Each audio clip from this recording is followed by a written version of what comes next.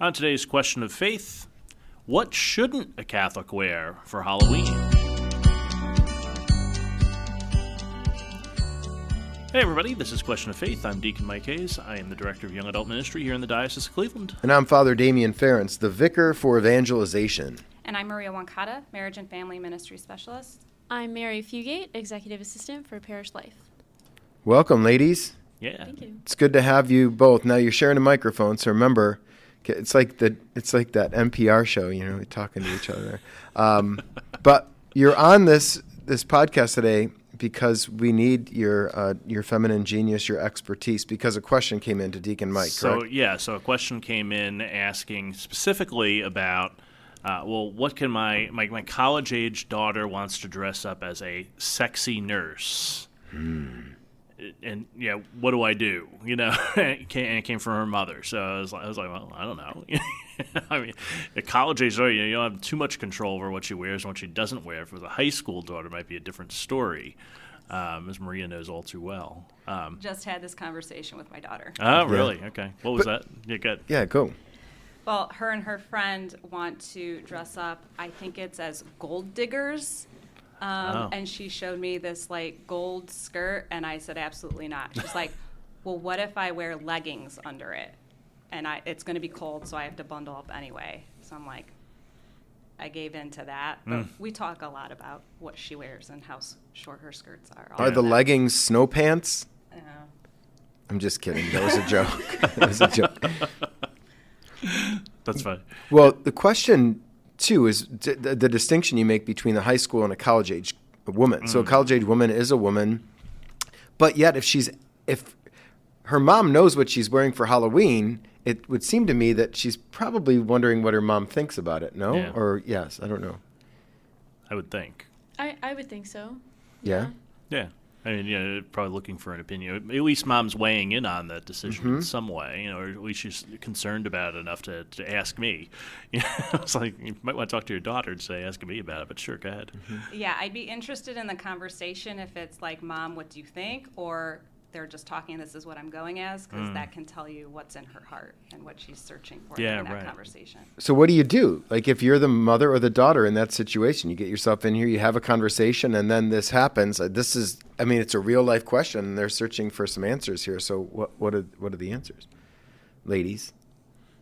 Well, I think, we should be striving for virtue every day, and Halloween is not an exception for that. So really discerning why we're going as certain characters or people for Halloween, and what's our intention in wearing that costume. Just as we ask that question, what's our intention in wearing this shirt or this dress to work or to a party or whatever. Mm-hmm.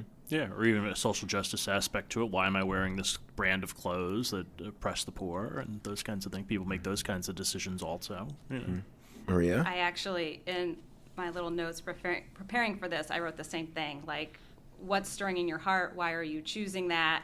Are you seeking attention by it? Like, putting that on, why? And I think in conversation, be like, well, why? Why do you want to dress up as that? And then what if she says, well, just to be fun. It's fun. Yeah. Well, then I'd be like, I think you need to think a little deeper about that. I mean, how you clothe yourself, you're your own whole person. So how you dress yourself says something about how you value yourself as a person and how you want others to value you. So there's a distinction between a nurse and a sexy nurse. Correct. Right? So if someone wanted to go as a nurse, you'd be like, yeah, that's cool, go as a nurse. I mean, Mary and her husband live over by Case Western, so there's a lot of doctors and nurses there. In fact, one of my favorite masses for the whole diocese, at 8 p.m. on Sunday night at Holy Rosary, sometimes the doctors and nurses come right from the clinic or from UH, and so you see them a lot. But there's a difference between a nurse or a doctor and a sexy nurse or a doctor. Nurse can wear scrubs, right? That's what you see nurses in most of the time these days, not the little white mini dress, if you would. You don't see that too much anymore. The little pointed hat, you don't see those. Those are pretty old school at this point. Yeah. So a lot of it is about intentionality. Like, what is in your heart? What are you doing, and why are you doing this sort of thing? What are you hoping to gain from this outfit? What kind of reactions do you want? And then to engage in those conversations with the person, maybe to get that person, in this case, a young woman, to think about things in a way that she hasn't thought about them before. So one of my favorite philosophers is a woman named Hannah Arendt, and she thought the biggest sin of the 20th century was our inability to think and our thoughtlessness about things, that we just kind of went through without any thought or discernment. And this is so she wrote a whole series of articles on Adolf Eichmann, who was part of the Eichmann trials, and turns out this guy gassed hundreds of thousands of Jews during the Second World War. But when they brought him to trial, he was a good man in terms of treating his wife well, his children, lived a total ordinary life. And she said, the problem here it wasn't his viciousness, it was the banality of evil, that he didn't think about anything he was doing, and he still did things that weren't good. Okay. So there's some sort of connection here that both of you Catholic women are saying it's important to think of what you're doing, why you're doing it, what's stirring your heart, because if you don't do that, then somehow you're being less than human in your human living. Yeah? Yes. Yeah? Yeah. And the thing I was going to say was, everybody wants to look good. Everyone wants to look attractive. But there's kind of a fine line, though, right? There's a fine line between looking cute and looking something else. Yeah. Yeah. I've struggled to teach this to my daughter. I'm still trying to find the words of there's something beautiful about dressing classy. Mm-hmm. Instead of opting for clothes that are short or revealing, something about being covered, a beautiful skirt and blouse, that portrays real deep beauty of the person. And she doesn't quite get it yet, but there's something there that I'm still trying to teach and form her. And one of my dear friends, Dr. Beth Rath, her, she teaches at the seminary, you both know her well. Her style is super classy. She's a very beautiful woman, very smart woman. I think the sexy or hot descriptions are more prone to describe a body part or simply the body and not the whole human person, the soul included. And so there's a distinction to be made there. And I think that's why Catholics are cautious. People say, oh, you guys are so prude. I don't know if it's prudence in the virtuous sense that we want to make sure that the human person is never reduced to a body part or simply the human body, but that the whole human person is seen. It reminds me of that famous quote by John Paul II, who said, the problem with pornography is not that it shows too much, it shows too little of the human person. It's reducing someone to a particular part or a look that may encourage a gaze, a look upon someone that is not a reductive, virtuous. Yeah, reductive look. Yeah. Right? You're only looking at that now. Mm-hmm. Yeah, and I think the discussion of modesty also not only has to do with our dress, but how we behave. And there are ways that we can reveal intimate parts of our character with people that we shouldn't reveal them to. So the conversation covers not just dress, but your whole behavior of life. Yeah. Emotional modesty, they call it. Mm-hmm. Yeah. It's true. Yeah. It's true. Yeah. Yeah. And let's not exonerate the men in this either. I sent this question to Mary. You had some good things to say about guys. You said, guys dress strangely for Halloween as well. Yeah, I think there can be immodest costumes for men. Sure. Sexy firefighter. Just think off the top of my head, right? But then I also think even with overly violent costumes, those aren't respecting the human person, the human body either. So I think that's important to what's an example of an overly violent Well, I mean, anything that has excessive gore or blood or, you have some psycho killer costume with wounds everywhere. And axe through the forehead kind of thing. Yeah, and I think those can be obviously very disturbing for lots of people, especially for young children, and they're the ones out on Halloween. Especially for people who've been victimized by violence also. Right. But I think even if someone isn't disturbed by that, I would also ask, why are you not disturbed by that? I think it's telling of human character if you're not at least somewhat disturbed by kind of blood and violence. Yeah, we desensitize ourselves to things, especially violence and movies and things like that as well. So, Mary, we like to spar and debate, have philosophical conversations from time to time. So let's make a little distinction here. What if someone were to say, yeah, but you Catholics, I saw someone dressed up as St. Sebastian with all these arrows in him. That's gory. Or I saw someone as St. Denis with his head in his hands walking around. That's horrific. He was beheaded. So how do you tell me that somehow you can justify your Catholic violence of the martyrs, and then you're giving us a hard time when it comes to our horror movie outfits? Yeah. Well, I would say that the example of the saints, their violence, it's not for the sake of violence. It's pointing to something else. It's pointing to the glory of God and their sainthood and the trials that they went through to win the crown of martyrdom. Versus some psycho killer costume, I think it's for the sake of violence. It's for the sake of disturbing. In both cases, there's sort of like a conversation piece there too, right? Like, when someone dresses up as a psycho killer, they'll say, "What the heck are you supposed to be?" And then they tell you, right? And they say, "Well, I'm, so and so who got hit in the head with an axe, and this is what happened in this movie or whatever." But if it's Saint Denis holding his head in his hands, it gives you an opportunity to talk about that saint then. So it's kind of both and. And pointing to the end. What is the end? The end is the kingdom of God, and the way that you get there often will entail suffering, but it's a good kind of suffering, a sanctified kind of suffering, a suffering that has meaning, not just some random act of madness or a deliberate act of madness by a psycho killer who is not making your life or the culture any better. And we may say, oh, well, we're just being fun. Well, sometimes we have to think about what is fun and what is our entertainment and why is that entertaining to us, and is it actually making us better or making us worse as humans? Yeah.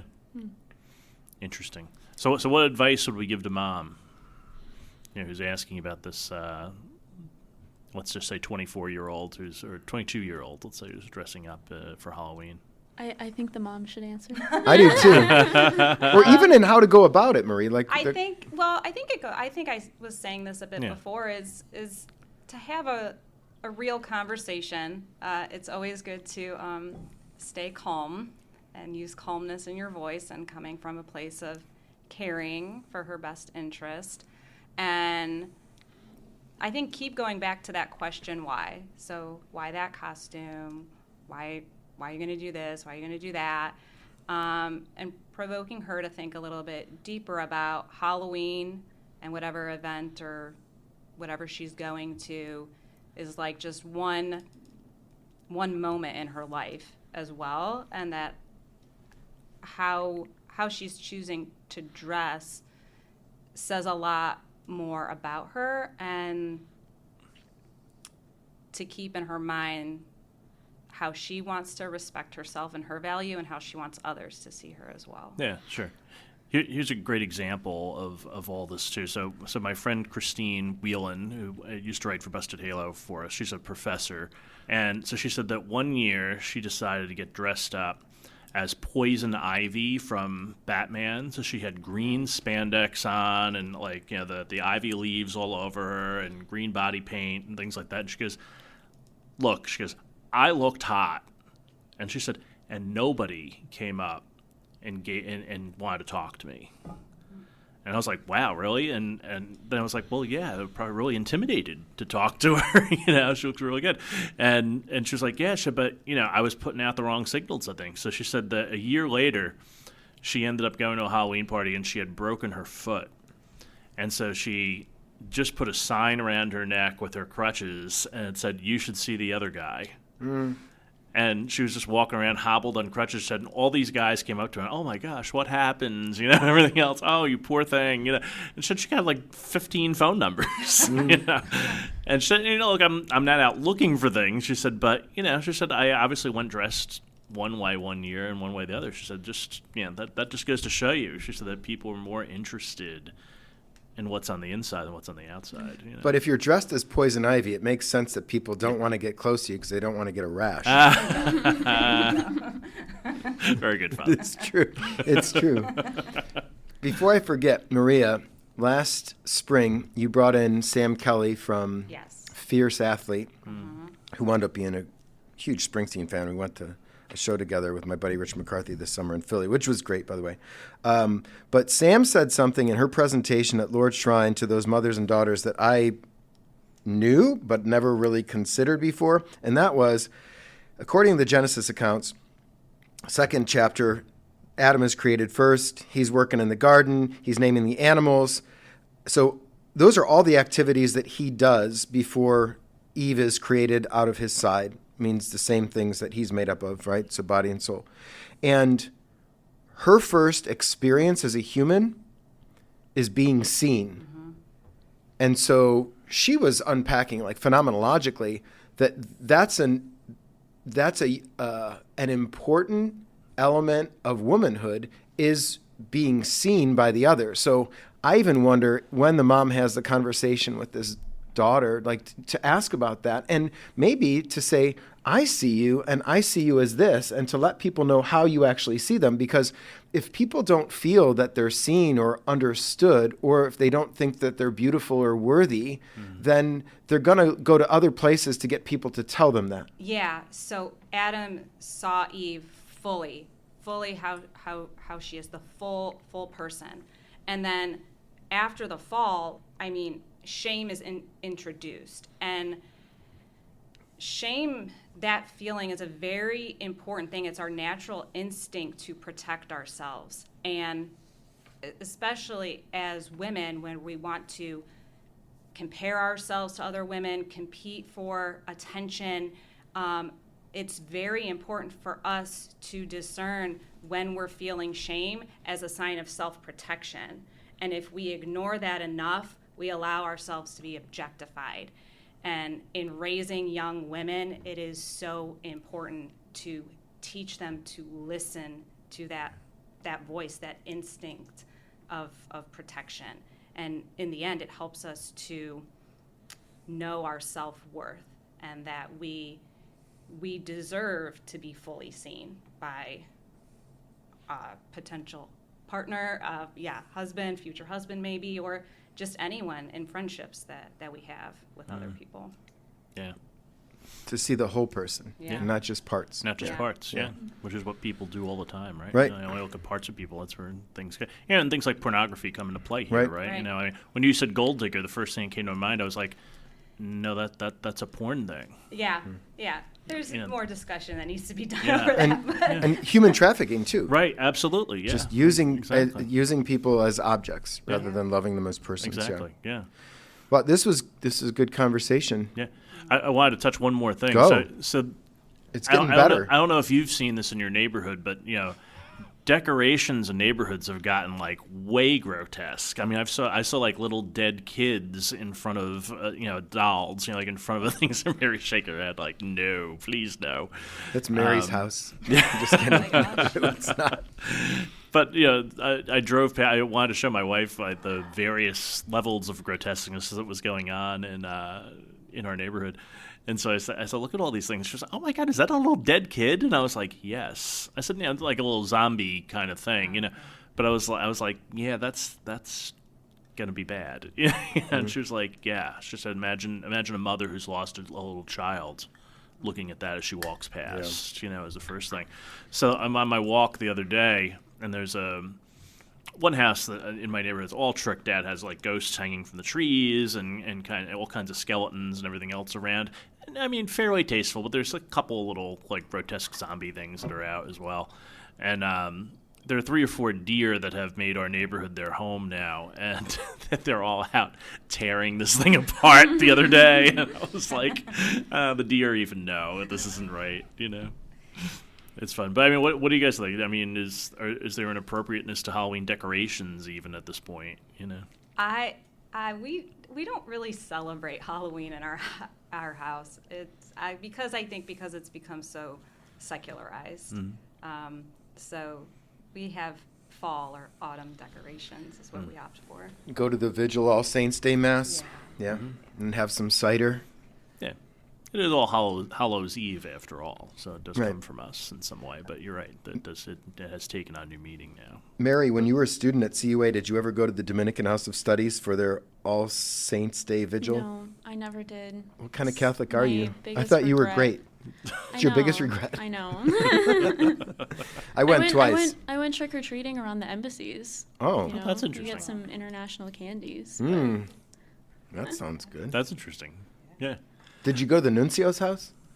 No, Oh. I did not. I've never been there My either, but I hear it's my nice. second biggest regret. Yeah. All right. So before we do church, what do we have Halloween costumes this year? What do we dress now? I know Maria, you're probably opting out. You're not doing anything, Mary. No, usually I have ballet on Thursdays, but they closed the studio on Halloween, so I think we're just gonna watch It's a Great Pumpkin. Oh, very Charlie nice. Brown. Yeah. So I'm heading out to South Bend. Notre Dame has their annual Catholic Imagination Conference, and I'll be giving a paper on Thursday afternoon and then staying for the whole conference. There's a lot of really great papers being given, so I'm excited to do that. Go down to the grotto, pray, can celebrate Mass. I just love that campus, so that's where Yeah, I'll be. it's a great campus. Yeah. You gonna dress up as anything? I'm going to dress up as a Catholic priest. Yeah, good. Yeah. I'm going to wear a collar, a black clothes, and black socks and shoes, and a black belt. you should wear a cassock for the day. I have one. I mean, I do? could wear it. Maybe I will. There you go. There's all sorts of things I can do. Talking a British accent, even. Last year, I just put a USA hockey jersey on and put my Sully mask on, which is from Monsters Inc. And I was, and I was a Ruzioni as a monster. This was the 1980 Olympics team, so that was fun.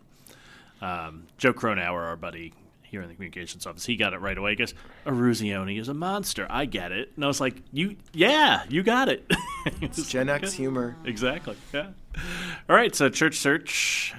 This week we're going to go to St. Elizabeth of Hungary, and so that's a church I have not visited. And have you been there? I think my mother was baptized there because Marie and I are both Hungarian. Right. And my mom's side, the Hungarian side, is from, I think she might have been at St. Catherine's, but Elizabeth of Hungary Church has an interesting history because recently Father Richard Bona, my classmate, was pastor of both St. Emmerich and St. Elizabeth of Hungary, but it was changed, Mary, like a year ago to become a shrine. Can you fill us in on what happened? November of 2023, it was made a shrine.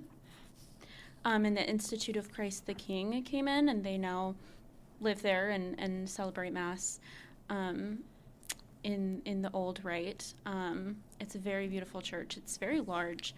But yeah, the Institute has to do a lot of work to repair some of the old pews and stuff like that. But It's right off Opportunity Corridor. So Yes. if you're heading on Opportunity Corridor eastbound, you'll see it over to the right as you're getting closer to the clinic. it's in the backyard of that dairy factory. So Okay. Miss Sully's, right? yes, yeah. So if you go there early in the morning, it smells like Milk? milk. It's got this milk, almost bread kind of smell. Oh, It's yeah. actually it's not that bad. As long as it's not sour milk, you're probably fine. No. Yeah. But And I have heard that it's large, like it seats 1,100 or 1,200. So yeah, that was a big Hungarian part of town at one time, and then kind of kept most suburbs just keep moving out and out east there. So Yeah. Have you been there, Maria, or no? Yeah, I've been there a couple times. My dad, Hungarian, was baptized there, and he's still part of the, I guess, old Hungarian group that's still kind of active and helping and doing things there. Chicken paprikash. I made Yes. some on Sunday. You should have brought some today to share. All the dumplings were gone. I eat all the chicken. I'll bring you some chicken then. Okay, yeah. There you go. All right. So, gospel reading for this 31st Sunday in Ordinary Time. It talks about the greatest commandments. So, the first commandment: you shall love the Lord your God alone with all your heart, with all your soul, with all your heart, with all your mind, with all your strength. And the second commandment is like it: love your neighbor as yourself. And so our Faith and Science conference is this weekend. Sold out. Out in Canton, sold out. Yeah, waiting list. So if you still want to go, sign up, and we'll get you on a waiting list. We'll probably have some overflow. What's Father Mark Ott doing? I signed something for him today. Yeah, so he's responding to Brother Guy Consolmango. Oh, okay. So this year we're talking about creation, so the origins of the universe, as opposed to last year where we talked about the environment. I so see. We're moving it Very down. cool. Yeah, so it'll be fun. And your buddy Dr. Beth Rath is also I saw on the that panel also. as well. So yeah. Two good friends. Yeah, so it'll be fun. And so I'm preaching at the Golden Mass at St. Hilary that day as well. So What's it'll be Golden fun. Mass? Well, nature, So Because I know there's a red mass, there's a blue mass. I bet you Dr. Rath will be wearing pearls. She almost always is. Yeah, very elegant. That's her thing. I went on a Flannery O'Connor pilgrimage, I don't know, 5-6 years ago with her and a few other friends. And at that time, Flannery O'Connor's she has 2 cousins that are still alive. This is Miss Louise Florencourt. And I introduced Beth and my other friends to Miss Louise at O'Connor's home church. She goes, "You look like a Kennedy." That's what she said. And she just wanted to give Beth a hug. It was really cute. Yeah. So, yeah. Anyways. That's funny. Yeah. So anyway, get your gospel readings from Mark and check it out when you get there. I'm preaching Sunday. And also, what are you going to say? Well, election coming up, number one. So, how do we love how do we love our neighbors ourselves? I got to talk a little bit about the relationship I have with Deacon Bill, who's one of my classmates from Buffalo, who we agree on nothing. I mean, really next to nothing. We're on the opposite sides of all kinds of points of view. But he'll stay in relationship with me until we find something that we agree on. And so that's how you love your neighbor as yourself. That's good. So it'll be fun. Any reflections? Thoughts, Mary, Maria? Well, my reflection was, so the scribe comes to Jesus and asks, which is the first of all the commandments? And Jesus not only responds with the first, but also the second, which shows us that we can't, get out of the second by only doing the first. But I think it also shows that, Jesus always responds to our questions with abundance, with more than we ask for. I also think in everything that we've kind of been talking about today, that this also shows us the order of our relationships. So we think about our relationship with God first, and from that flows our relationships with others. And I think with just what we've been talking about today also in that conversation with daughters is think about what you're saying to God by what you wear and how you treat yourself too, and go to him with it. I think it's hard to love God first and alone, which is why we're constantly reminding ourselves to do so. Even at Mass on Sundays, after we acknowledge our sins, then we glory to God. Where? In the highest, and peace to his people on earth. So it's constantly reminding ourselves that our happiness comes when we align our hearts and our will and our minds and everything we have with God, and then out of that relationship, everything else will flow. But it's not easy to do. It's easy to pay lip service to it, but to actually do it's another thing. Sure, yeah. So, yeah. And when we love others, it's a reflection of God's love for us, but only a reflection that God loves us more deeply than we can love other folks as well. Right. So. Let me just look at the responsorial psalm 2, because I love you, Lord, my strength. And then when that happens, then all these other things flow out of that great love. So, yeah, it's good. Great. All right, so Faith and Science this weekend. Election coming up. We'll talk about that a little bit next week since we'll be recording on Election Day. So we'll be talking a little bit about third parties and those kinds of things. See where we go with that. So I have to go to Rocket Mortgage Fieldhouse to vote. Really? Yeah, so that's why I didn't vote early, because I want to go to the Rocket Mortgage Fieldhouse to cast my vote. I think Garris and I are going to go down together. So that's nice. Yeah, I voted a little more than a week ago, I guess. So my vote's in already. Which was fun. There was a lot of people voting early this year. Yeah. Much more than last year, I would say. So, yep. So if you haven't voted, get out and vote. And if you want to wait till Election Day, wait till Election Day. It's up to you. But vote. Either way, get a sticker. Exactly. Ladies, thank you for your feminine genius. You filled this room with intelligence. Thank you for having us. Yeah, thank you. All right. We'll have this and a whole lot more next time here on Question of Faith.